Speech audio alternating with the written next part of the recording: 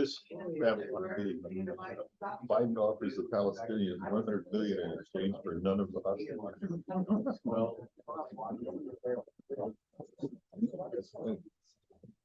good afternoon and welcome to the October 20, 2023 meeting of the Rotary Club of Beavercreek. I want to thank Sadie Brubaker and Jerry Pfeiffer for being our greeters, Eric Marcus for taking care of the Pitmaster duties and with handwork for getting us set up today.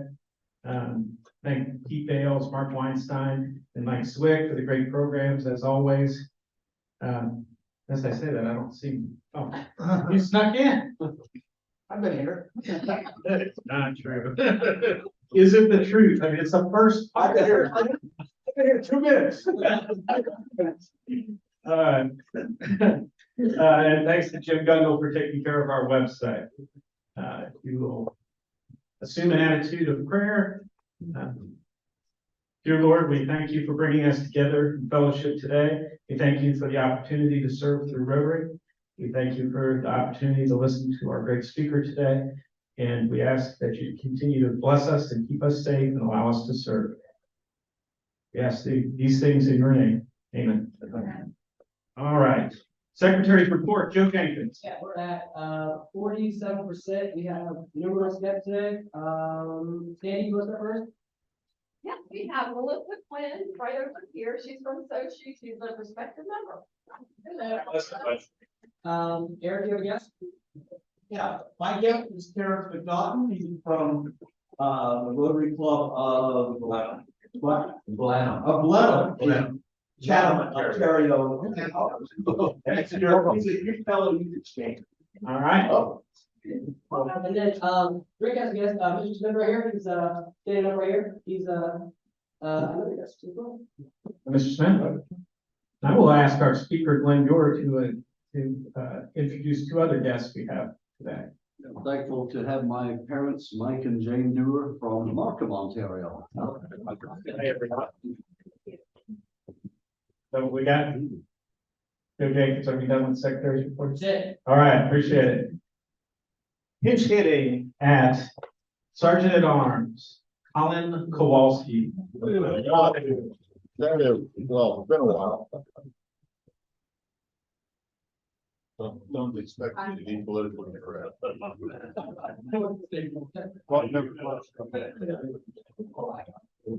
Oh, is that? Oh, yeah, we got a guest, Brandon. It's late. I was helping someone.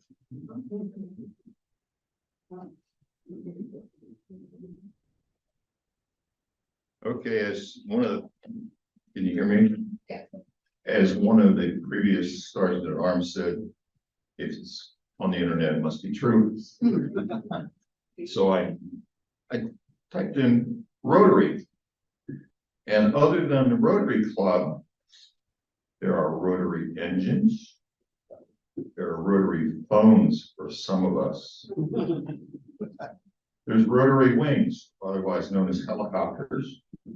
My wife tells me there's Rotary cutters for all that cloth that she uses to make clothes.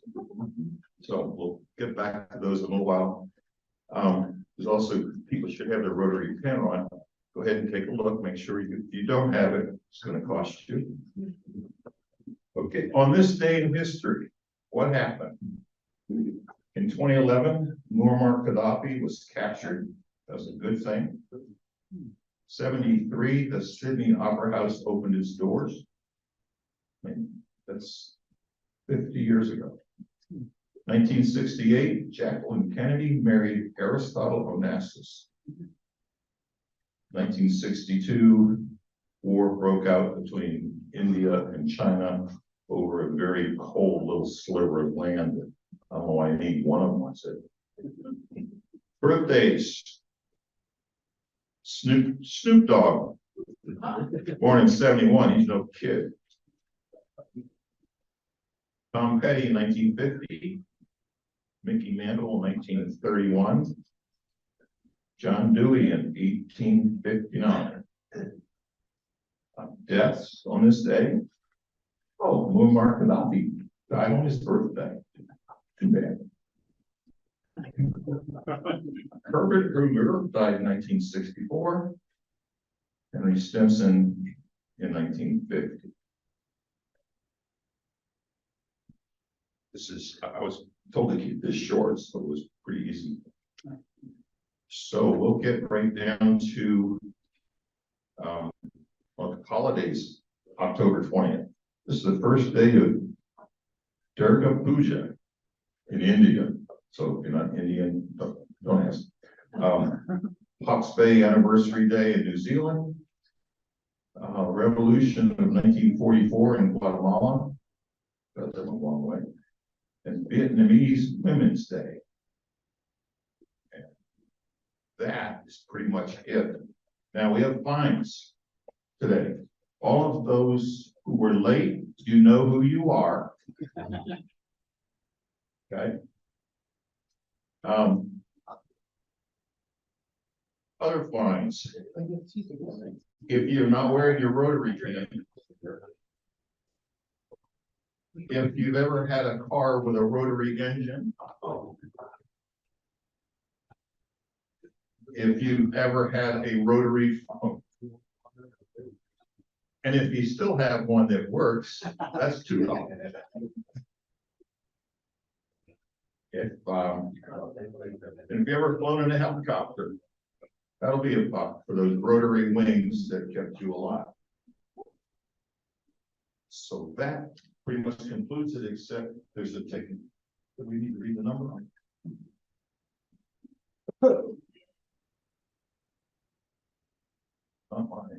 956407.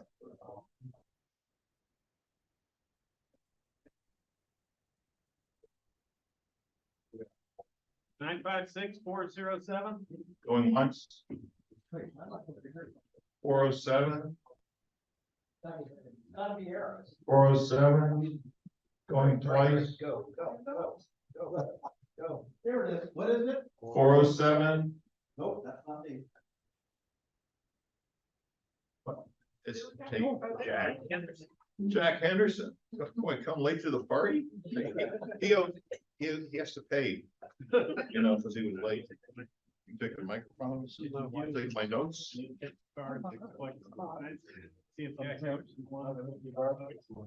Right. Jack, can I see So I'm gonna your ticket? assert some executive authority and say your table is exempt from fines if we get at least 2 happy bucks from your table. So happy bucks, Eric. I do not have a happy buck, I have a sad buck. You all met the UK student from Bosnia that was here 2 weeks ago. His host family, his mother is Nikki Larson, who's the income chair for our Rotary District for Youth Exchange, was hosting him. And they were on a cruise last week and they arrived in Halifax, Canada. And had a call that the police found their daughter deceased at their home in Fairborn. And so I'd like just a moment of silence for everybody for Nikki.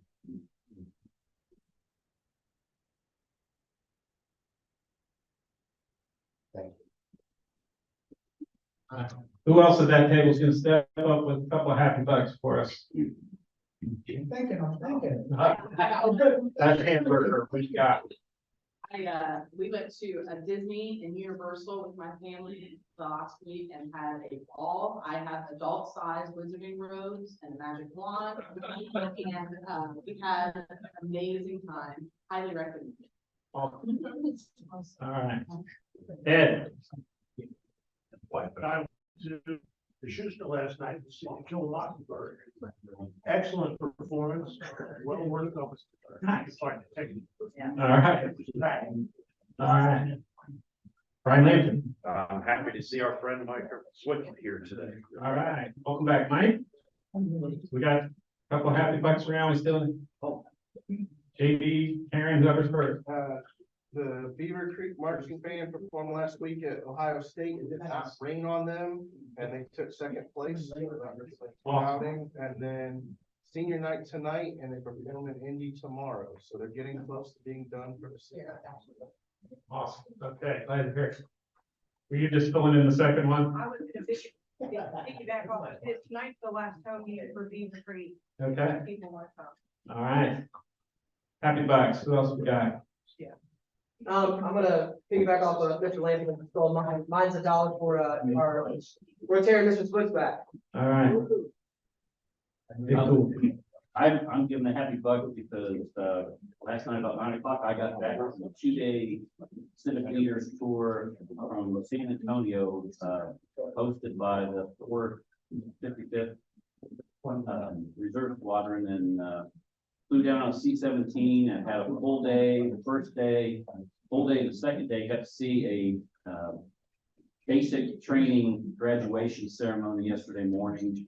Really awesome to see that and realize that there's still people out there that care about the country. So.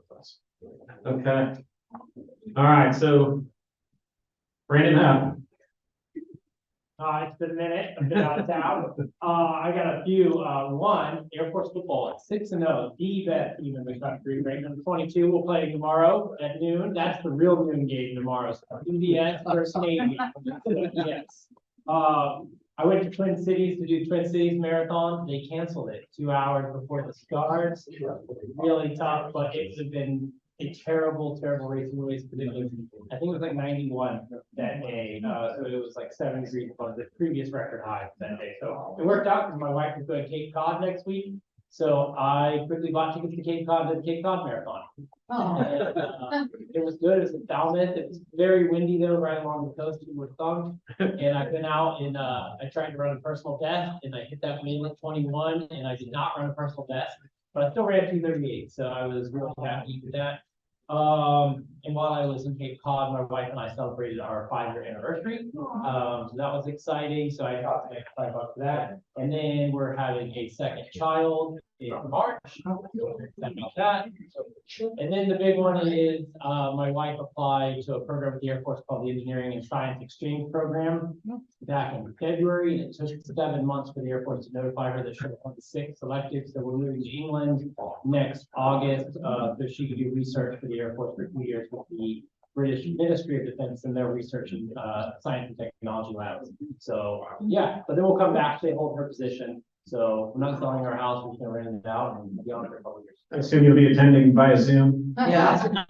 Definitely have to join a Rotary Club over there. We don't know where, but probably in south of London area. So let me see. All right, that sounds great. All right, give me some other happy bucks. Who got? We got exempt from fines. I don't know, the sad buck and the happy buck. I don't know. Rick, you gotta say, pull your tape out. What do you got, happy buck? I have a happy buck because I have a happy table. Pretty weak, but who else we got? All right, so all the rest of you pay fines. Any other bucks? Okay.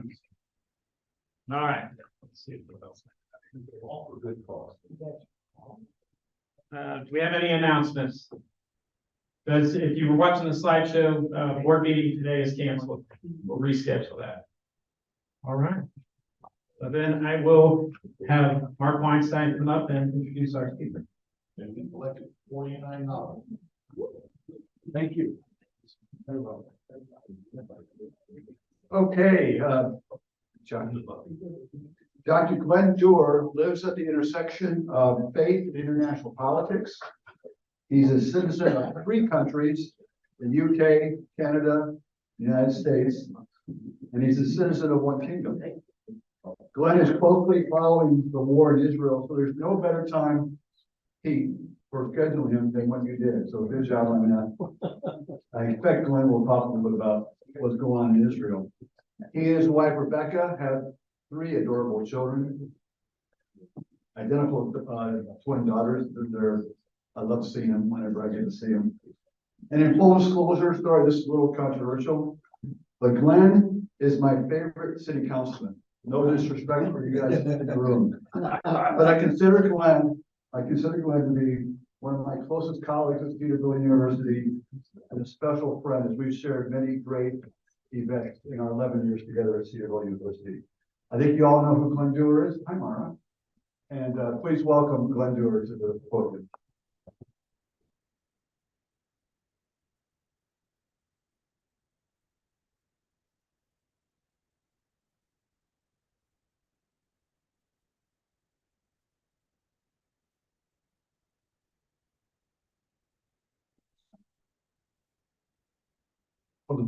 Thank you all for having me today. Apologies for the topic that's changed several times. Originally going to talk about the country of Sudan and the situation there, but it's kind of faded off the map a little bit.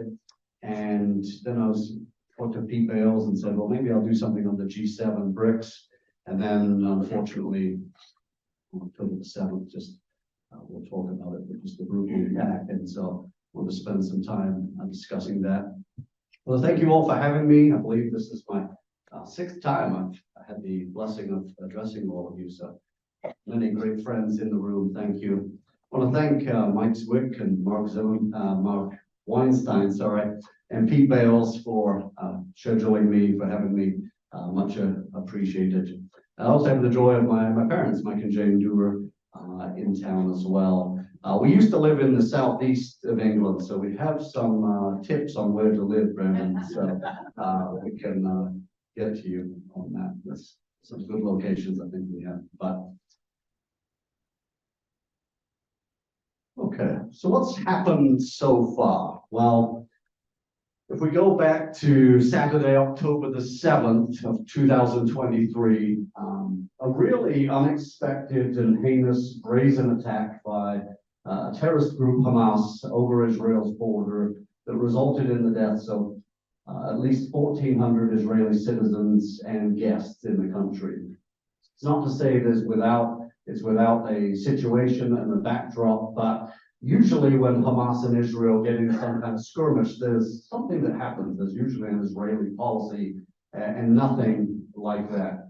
Israeli intelligence is among the very best in the world, from Mossad that many of you have heard of, but many of you probably haven't heard of Shin Bet or Amman, which are other equivalents of, say, the FBI and military intelligence within Israel. They too are outstanding. They too watched Hamas train and did not put together just what could happen in all of it. So Israelis are calling this their 9/11, just an atrocious attack.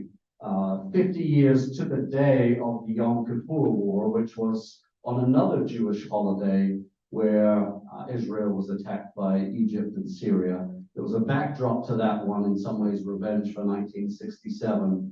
But I think unfortunately for Israel, a lot of people on the border were at home with their families, and it was much less guarded. And so Hamas is a government. It does social services, medical, dental within Gaza, but it's also a terrorist organization, has been dubbed by the United States government and many others. And they attacked some 22 cities and villages close to the edge of Gaza as well in this just horrendous attack. Some 6,500 plus mortars and rockets, some missiles that have gone into Israel as well by Hamas and some others, notably the Palestinian Islamic Jihad. So a lot of just terrible situations that have taken place. Some 203 hostages have now been taken as well. And in the number of dead include many Americans as well as British and people from really around the world too. Noteworthy on this one is it's not limited necessarily to the southwest of Israel. Hezbollah, another terrorist organization, has fired missiles and rockets in from the north. And so a very difficult situation. I've been about a mile from that border, and it's very, very densely wooded in most of it. And Hezbollah has a reported 150,000 rockets and missiles in that location in southern Lebanon, outside of the government's control of Lebanon as well. So that is one to watch, one to pray for too. There are differences between Hamas and Hezbollah, but it is worth noting that there's a source, Iran, the Islamic Revolutionary Guard Corps, the Quds Force in particular. If you think of the neutralization of General Qasem Soleimani, he used to head up the Islamic Revolutionary Guard Corps as well. So Israel is in a perilous situation, looking to respond. It's already conducted significant airstrikes, which is pretty normal when Hamas attacks. Some 2,700 Gazans have been killed in that, although it is worth noting that Hamas often hides its headquarters in hospitals, mosques, schools, things of that nature. So please pray for the Palestinians in Gaza as well.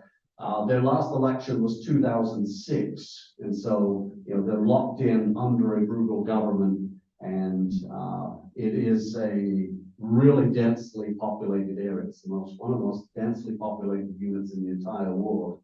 140 square miles, so it's not big, and it's approaching a population of 2.5 million people. If you can imagine the density there, so just a tragedy that's unfolding there as well.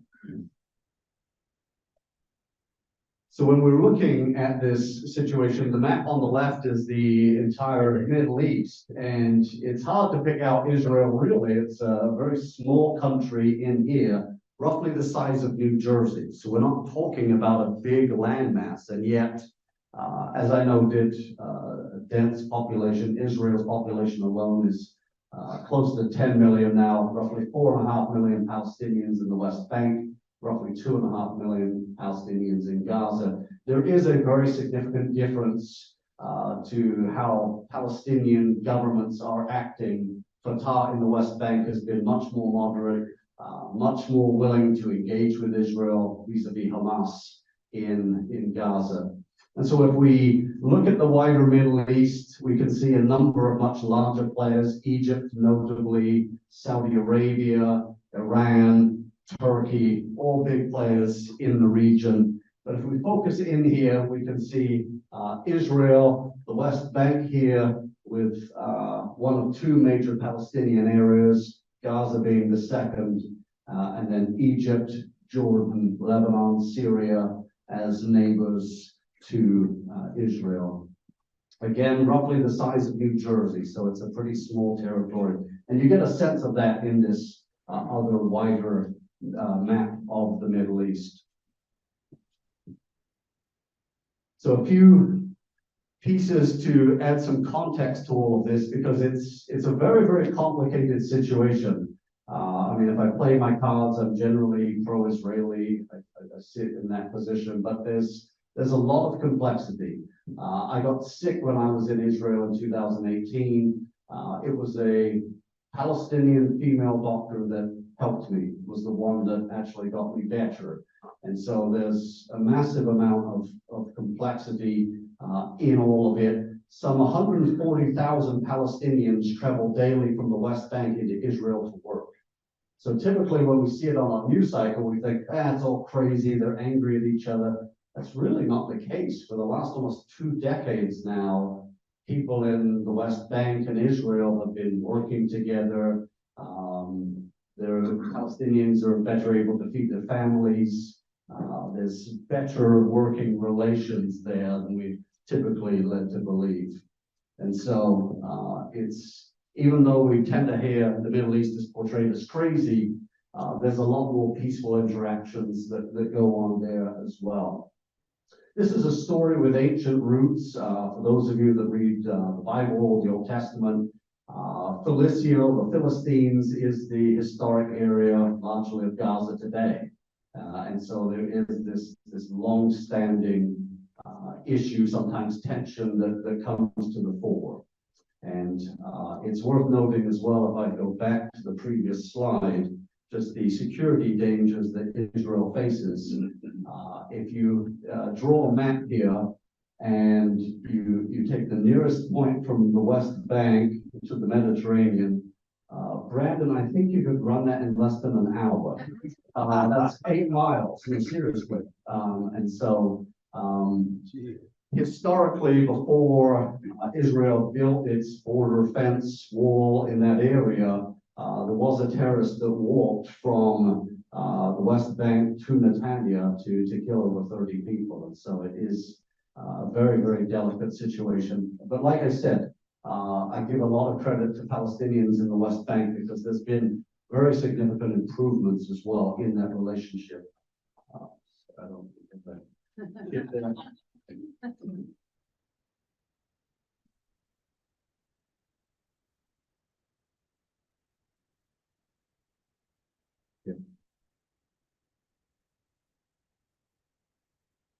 Ancient map of Israel. This is kind of during the time of King David. You can see Philistia down here, that encompasses Gaza City, and Khan Yunis is the other major city down there, and some of the surrounding historic nations, Moab, the Ammonites, the Edomites, etc. If we fast forward through history, this is a territory under the Roman Empire. When the Roman Empire collapsed, I bring up the Roman Empire because it's a thing on Twitter these days. How often can you talk about the Roman Empire? I don't know if anyone seen that, but anywho, a lot of the students are kind of in that craze, so maybe wrong crowd for that. Forgive me. Roman Empire splits. We have the Byzantine period. There's an early Islamic period in that time as well. There's the time of the Crusades, but then ostensibly the Ottomans then governed through the end of World War I. The Ottoman Empire, you can see at its height, was very, very powerful. But by the time we get to the 19th century, it becomes the dying man of Europe. And then when it loses World War I, we have the division of this area, and it becomes complicated because the British, the French, the Russians divide parts of it, but this area becomes the British Mandate for Palestine. And in that backdrop, we have the World Zionist Organization that encourages people to move back to the Holy Land. There's a rising anti-Semitism in Europe, so maybe there's a protection in this area. And we have sets of agreements. We can go with the Balfour Declaration, a promise of an Israeli, a Jewish homeland in the area. And it's bolstered by Winston Churchill, who goes on to become the Prime Minister of the United Kingdom. Several white papers, that is formal government papers, to create a homeland. But it takes time, it's complicated.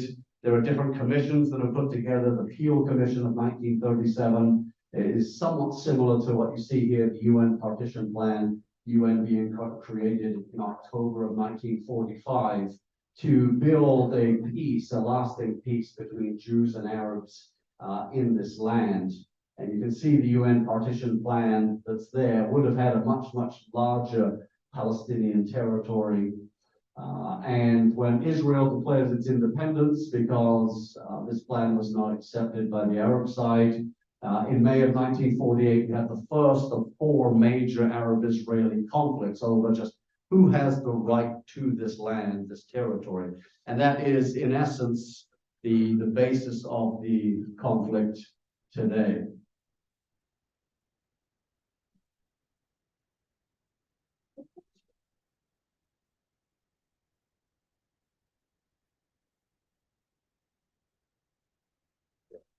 And so sets of different wars from 1948, 1956, 1967, 1973 have largely shaped this area, because Israel went from being a very small nascent country to a dominant player in its region. After the 1967 war, what you may have heard of as the Six-Day War, we have territory taken from Egypt, the Sinai Peninsula, the West Bank from Jordan, and then the Golan Heights from Syria. And over time, even in spite of the challenges of the 1973 Yom Kippur War, which for the Arabs was a protest against 1967, out of that developed a much better relationship. Egypt, 6 years later, signed a peace agreement with Israel in 1979, normalizing the relationship and far improving it, preventing hopefully the next major outbreak of conflict. So Israel gave the Sinai Peninsula back. The West Bank is far more complicated. There's a sliver of Lebanon that does not appear on the map. That too has some contestation. And then Israel still has the Golan Heights. It's a high ground militarily, and so I don't think I need to explain it to the folks in this room from the military. Just it's not the type of thing they want to give up to an enemy. And Syria is still unfortunately in the midst of now a 12.5-year civil war, a very, very brutal situation. And so on the one hand, this is an area kind of littered with conflict. We tend to associate it as such. And as I rhymed off quickly, we have these 4 major outbreaks of war. But since then, one of the big stories is despite challenges and occasional skirmishes, there's been much more peace that has come to this area. Again, it's not to say it's without terrorist organizations firing mortars or rockets into Israel, or to say that none of it's unprovoked or Israeli policy is perfect. It's not by any means. But we've seen a building of peace in the Middle East. I mentioned Egypt. Jordan signed a similar peace agreement in 1994. And then there was an inertia with the Abraham Accords in 2020. With the United States, Israel, the United Arab Emirates, Bahrain, sitting down on the south lawn of the White House, signing an agreement to normalize relations with Israel.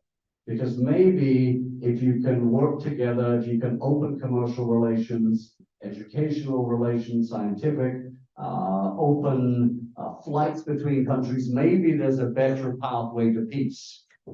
And to their credit, that number kept increasing. Sudan also joined on in 2020. Next year, Morocco in 2021 also came there. And so if we're looking at a map of the Middle East and thinking Israel's been in this precarious position, it's fought a number of wars for its survival, but now peace is beginning to increase. And if we fast forward to October of 2023, and we have, why did Hamas attack? It's a big question. But one of the big reasons is that something was going on there. Because normally when Hamas and Israel get into some form of skirmish, as we saw in 2008, 2014, 2021, it's usually over some form of Israeli policy where, okay, I might not agree with what Hamas is doing, but at least I can see the logic behind what they're trying to stop or to make some kind of statement. There was nothing really. But the big factor was an ongoing discussion over the Abraham Accords. Saudi Arabia, under the Crown Prince Mohammed bin Salman, had been inching closer and closer and closer to joining the Abraham Accords. And I mean no disrespect to the UAE, Bahrain, Sudan, Morocco. They're typically smaller players in the region. Adding Saudi Arabia would have been huge. It would have completely changed the dynamic. And the United States, Israel, and its neighbors under the Abraham Accords were continuing to meet. Last weekend, that is the October 6th, 7th, 8th, there was an ongoing Abraham Accords summit. Senator Cory Booker from the United States was there, for example, in Jerusalem when Hamas started its attack. And so if we were wondering why Hamas attacked then, it does coincide with the 50th anniversary of the Yom Kippur War, but it also has really derailed Saudi Arabia from joining the Abraham Accords, which would have been huge. Today, it's much, much less likely to occur now. There are dangers of this conflict expanding. This is from the Hezbollah-Israel war in 2006 that lasted almost 4 weeks. And as you can see, Israel then responded very, very heavily, attacking places, notably in the south of Lebanon, but also into some of the major cities where Hezbollah operatives had moved, tried to hide, etc. It is worth noting that Lebanon is a highly complex country, went through a long and brutal civil war itself from 1975 through 1991. And it has one of the most complex governments of the world in a country of about 4.5 million people. Christians, Muslims, Druze, many others have come together to try and work something out. But Hezbollah has a very strong base in the very south of the country. This is a map from the Gaza war in 2008. You can see likewise Israel's response, and it gives us some insights on what it has done historically. But I want to get to what's next. Where is this all going? Because for many of us, it hit our news screen, it shocked us, and we're kind of wondering, well, what's the bigger picture? What happens next in all of it. And so, as I mentioned, with previous Israel-Hamas conflicts in 2008, 14, 21, they tended to last for only a short amount of time. Usually Hamas would make an attack, Israel would respond, Hamas would then attack once again, but it was more to save face. Israel let it go and it petered out. But this one is unlikely to end quickly. The reason being is 1,400 citizens dead. Imagine being the prime minister of a small country and then just letting that go. It would be hard to fathom. There are dangers, of course, to a quick reaction that is emotional, although emotion clearly plays into this in major ways. And so for me, I'm envisioning this as a conflict that's likely to last months. I don't see it going years, because typically conflicts in this part of the world tend to end relatively quickly, but it's not going to be the weeks either that we've seen lately. For Israel, there are two major points worth considering. One is the release of the hostages. 203 that were dragged from the cities, villages, kibbutzes across a border and are still held now. Can you really move forward until they get back? For the Israeli government, it's going to be hard to imagine something along those lines. And then some form of security guarantee in Gaza.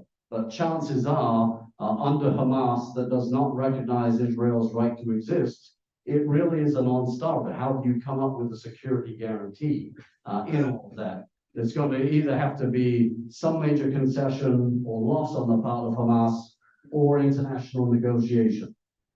But none of these seem likely at this time. So it is a very, very perilous type of a situation that's remained there. I should note as well that Hamas is, again, the government. It's a terrorist organization, but it does not always do the actions itself. There are close to 24 other terrorist organizations that operate out of Gaza. The most notable is Islamic Jihad.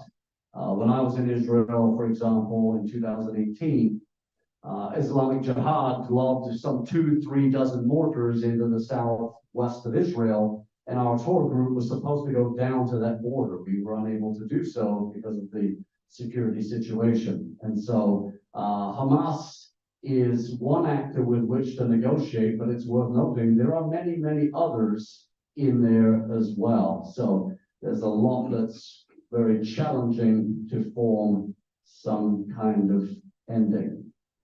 I do think that a two-front war is likely. Hezbollah for years has been amassing missiles and rockets in the southern part of Lebanon. Every time I would lecture on this to my students, that number would just kind of continue to increase. 90,000, 100,000, 120,000. The reports today are 150,000 missiles and rockets. And so I would openly opine to my students, why do you keep amassing these weapons more and more and more if nothing's ever going to happen? And so I think this is unfortunately a time where we're likely to see a further outbreak of conflict. It's likely to become a two-front war that is to Gaza in the southwest, but also against Hezbollah in the north. I could be wrong. I hope I'm wrong on all of that, because certainly it doesn't look like there's a massive amount of coordination between Hezbollah and Hamas.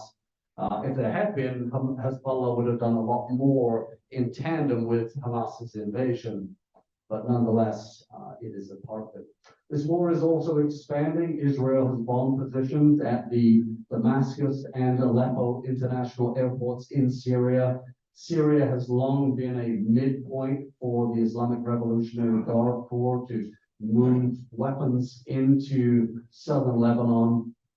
And like I mentioned, Syria remains in a very perilous circumstance because it has been embroiled in civil war for over a dozen years. A number of other terrorist organizations around the Middle East have pledged support for Hamas, but perhaps more troubling or more of a shame in many ways, many moderate governments from around the Middle East have also aligned with Hamas have decried Israel in all of this.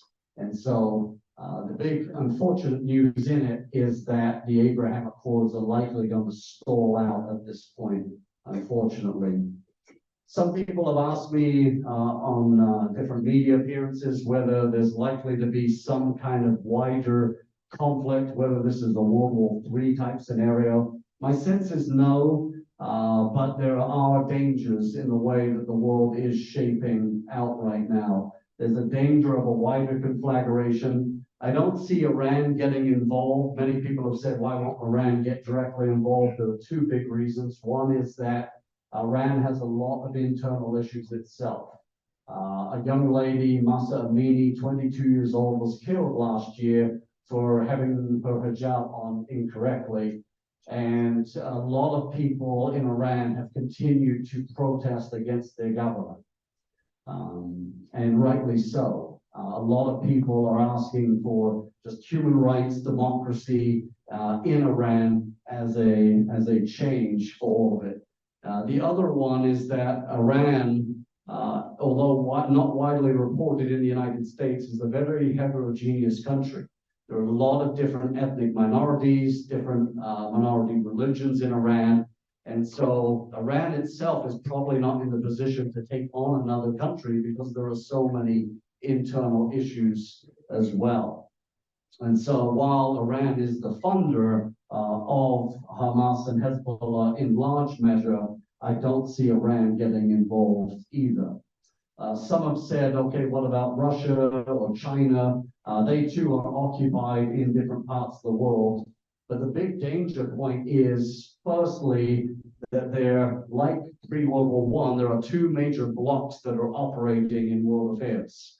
And there are all kinds of potential sparks to do something wider. If we were to draw a map of the northeastern part of Africa, move through the Middle East into Europe, the following countries are embroiled in some form of conflict: Ethiopia, Sudan, Libya, Yemen, Hamas and Israel, Syria, Armenia and Azerbaijan. And then that gets us into Ukraine. All of those are pretty close to being in a row. Again, there is no immediate spark. There's no, I think, danger of some kind of wider conflagration, but it is incumbent upon diplomats and policymakers, cooler heads to prevail, because there are seeds of challenge that are there. And so this is a hugely complex subject. I'm going to leave a good amount of time for Q&A, taking about half an hour as promised. And so, but I'd be happy to open the floor to Q&A on all this. Please, sir. Glenn, so I've seen on TV that the population of Gaza is 50% under the age of 18. Why is that? That seems awfully young. I mean, you look at other countries and you would think the median age would be much higher. It's a great point, and it's actually fairly common throughout the Middle East. What has happened is there's a massive youth bulge. So in our country, if we think of the baby boom generation, demographically, there are usually echo booms with that. And so as a Generation Xer, I am the echo boom to the baby boomers. But typically in many Western countries, the number of children kind of dropped off. So my dad, for example, is the eldest of 6. I'm the eldest of 2.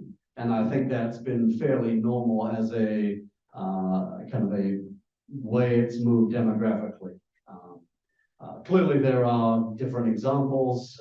I have colleagues at Cedarville with 8 and 10 children and things of that nature. They're a blessing from the Lord. But typically, we've seen that demographically. However, across the MENA region, the Middle East and North Africa, we have seen massive youth bulges that are moving through. And in some locations, they are below the age of 18, other countries 25 and 30. And so it's one of the reasons why we've seen a lot of protests in the Middle East, because young people are growing up, they're in a tech-savvy world, They often have cousins or relatives living in the West. They're talking to one another on FaceTime or Skype and going, your government allows this, mine doesn't. And so it's one of the big reasons for the Arab Spring protests, but it's another one where it's just, there's so much that's unknown because you have such a young population that's coming through and each generation will want to put its own impact on things. But it's a hugely important point because a lot of the people in Gaza don't remember, they've never known a lot of this history. How far into Lebanon are all those rockets and missiles? I mean, how many miles across the border is there? It seems to me that it'd be a prime target for the Israelis airstrikes. Yes, and that's typically what happens. That's a question that's only really known by Israeli intelligence. Like I said, I've been along this border within about a mile all along here. And notably, a lot of the weapons are probably in that location. Most of it is a hill above Israel, so it looks down on it. And it's difficult because you're kind of watching and wondering, okay, where could these locations be? But they're likely to be dotted in there. Syria Matkal is Israeli Special Forces, and they will fairly regularly conduct raids into this part of Lebanon for that reason. It's worth noting that Netanyahu was part of Syria Matkal as a younger man, so he does have kind of that history and background in the Israeli Defense Force, the IDF. Thank you. Brandon, please. I did what I usually do when these things break out. I read Wikipedia for way too long, way back in time, and came back up to present. The one thing that like really shocked me, I was completely unaware of, is how much Arabs hate Jews. I mean, that's just the fact of the matter. When you look at all the surveying across the Middle East and all these countries, it is staggering high levels of hatred for Jews and the belief that Israel should not exist as a state, which was something I was fully unaware of. Like Hamas does not believe in Israel, thinks it should be gone. Hezbollah does not believe. I even pulled up the Houthis who took over Yemen in 2015. Their motto is "God is the greatest, death to America, death to Israel, cursed be the Jews, victory to Islam." And so I'm again very unaware of how strong that sentiment is. So what is, when we look like long term, you kind of have those Abraham Accords that are kind of now on ice, which is a bit of a tragedy in and of itself. But what's the long term changing that sentiment? Because I don't think Israel is going to go away. Is it just going to be a perpetual conflict? What I've heard, the intractable war. Is there any end in sight? Let me look ahead decades down the road. It certainly could be, because if we go back to the early to mid 90s, we had the Oslo Accords, ongoing discussions, successive American presidents trying to bring people to the table, and not really at this time a good option. I think the closest one was Prime Minister Ehud Olmert had the Napkin plan, and it gave Palestinians probably about 98% of what they wanted. And it was an ongoing discussion, but it never quite got to cross the threshold of creating a formal state of Palestine as a member state of the United Nations.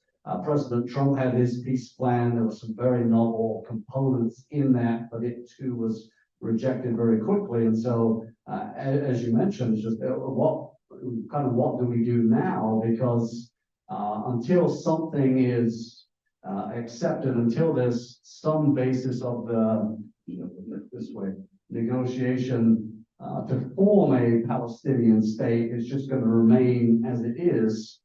Going back to the earlier question about the youth bulge in Gaza, there's a youth bulge in Israel as well, especially among the ultra-Orthodox. And the ultra-Orthodox increasingly want a one-state solution where they simply annex the territory. And so there are dangers on that side as well. And so it's a very, very difficult one to solve. It's where I give a lot of credit to Palestinians in the West Bank, because more and more they've been engaging, they're trying to work together. brave governments in the Middle East and North Africa signed on to the Abraham Accords, when majorities of their publics, don't support Israel, but yet they're continuing to move forward in a better direction. And so I'm not without hope, but I am something of an eternal optimist that some things can turn around. But at this stage, it's hard to see a way forward division. And it just gets to the point where Israel needs to defend itself. It needs American support in that. And I think a lot of Americans will hold that. Thank you. Mr. Kermit, please. Yeah, Glenn, who serves in the IDF? What, can you give us some idea of what's the age and? Goodness, it's 18 and I'm blanking on the exit age, but every Israeli man and woman does have to serve in some capacity. So when we look at Israel being attacked, it's worth noting that everyone is either active duty or a veteran in Israel or under 18. So this is a country that's very, very well prepared to defend itself. There is a national unity despite its politics being very, very divided. The backdrop is that Israel's had 5 elections in 4 years. And those elections basically almost always end in a tie, kind of a pro-Netanyahu and an anti-Netanyahu faction. But when Israel was attacked, it came together very, very fast.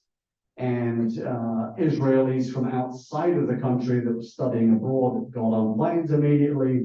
They're back in Israel right now. Universities are on hold. Businesses are allowing people, reservists to come up. There are some 360,000 reservists that are on the border getting prepared with Gaza. So it's a country that knows how to defend itself and ferociously. Mr. Gunville, please.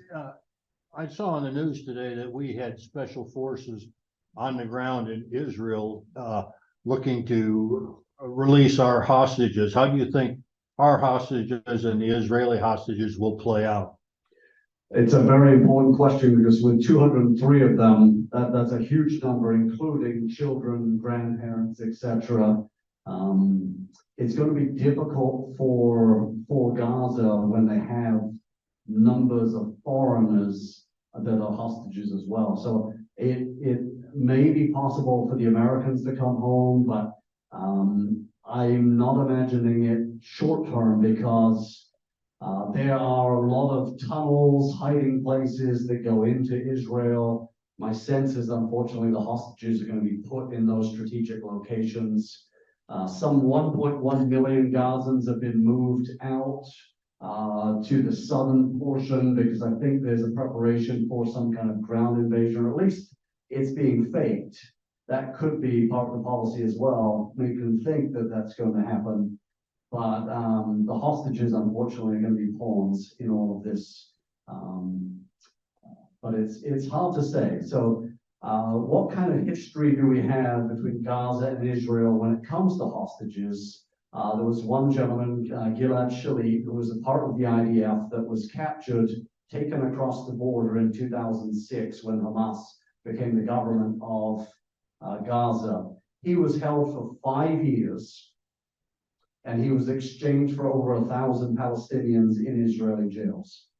And so that's one member of the IDF, Gilad Shalit.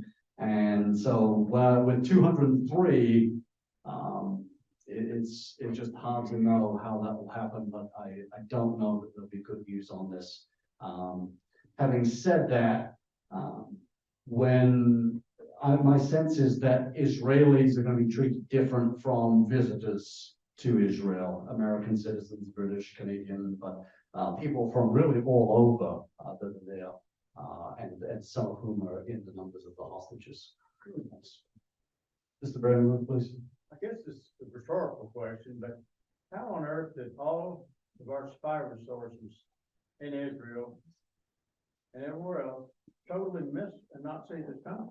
It's a hugely important question, and there's been a lot of soul searching. From what I have seen, Mossad watched Hamas train for over a year.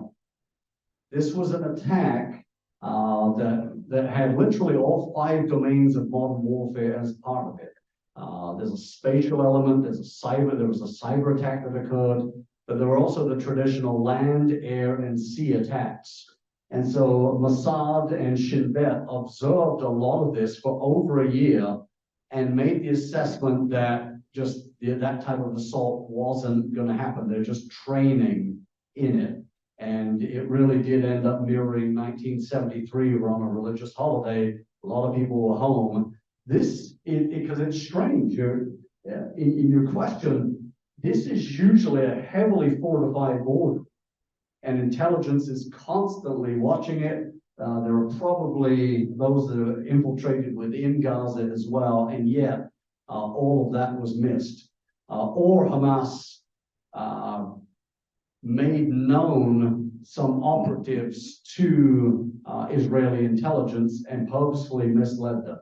I'm guessing that could have been a part of it as well. And so, Hamas got the inside scoop on who was willing, or someone, they gave over someone that was willing to tell Israel information, and they told them false information. And I think that's the backdrop, because that's a question that so many people have asked. What about Mossad? What about the CIA? How didn't they catch this? They were training right in front of you, and yet, like 9/11, in some ways, it's the failure of imagination. Who would put that together? That kind of brazen attack to go after people.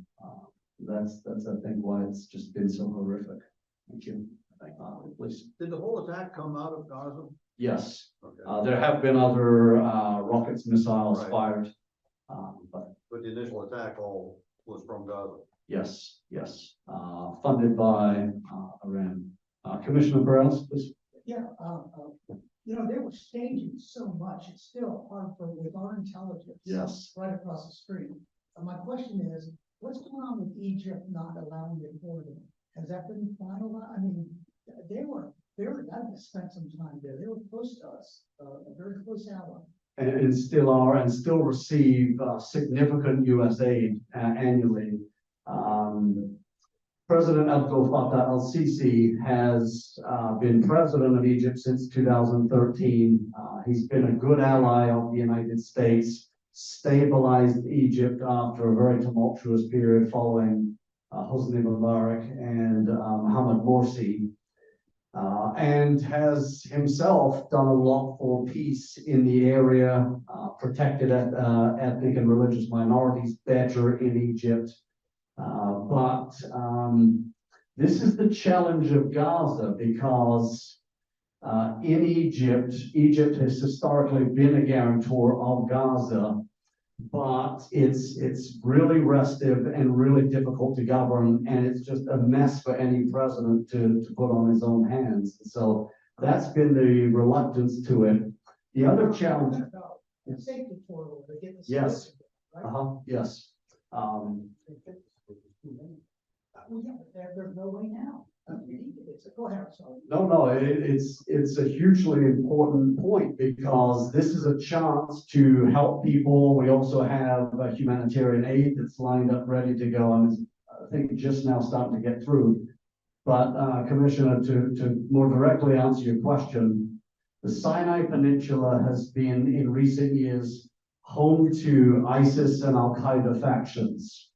And one of the dangers is you mix this with, however many refugees that flow across the border, it becomes all of a sudden a much more restive situation for the Egyptian president, who really, really wants to maintain security under his own country. To go back to the early question, Egypt too has a population boom, a lot of young people that have some anger as well. You add all of this to it. But it is a pressing question, because certainly there's a lot more that could be done, and it could help people, get people to safety. So it seems to me that all of the neighbors there, whether they're a little bit leaning west or they're way leaning east or left, they're all scared. Yes. They're all scared of the Absolutely. brutality that they saw, and this attack is going to be laid on their people. So I think that's why Salvi is moving over and backing off all their. Yes. Absolutely. Yeah, he doesn't want that coming over to his territory. He doesn't want it coming in.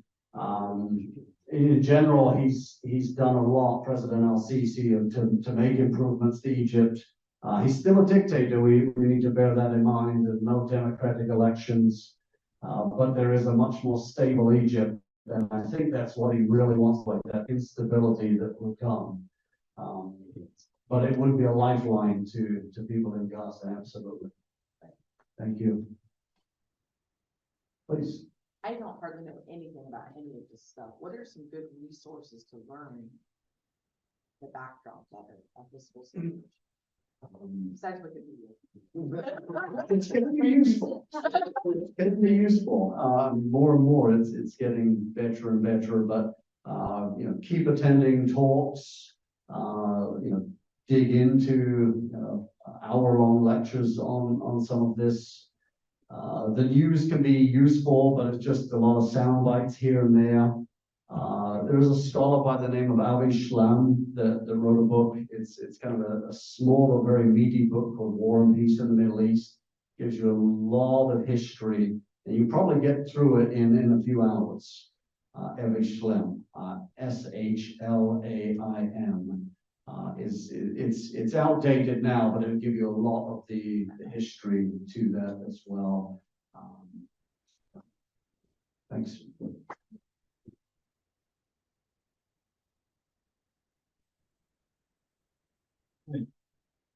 Awesome. So great example of some of the programs we have. Keep those in mind for inviting guests or prospective members. I mean, what other meeting for lunch are you going to hear from the Ottoman Empire to the rotary phone to Twitter? So we appreciate it. Very informative. So next week we have, I believe it's Joe Shabika, who's going to talk to us on the STEM pipeline. Again, consider a guest or prospective member invite. Brandon and Craig Tapp are greeters next week.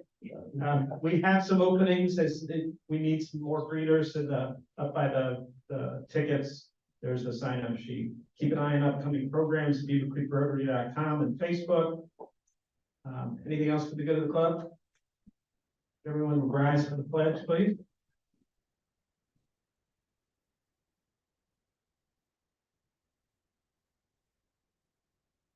I pledge allegiance to the flag of the United States of America.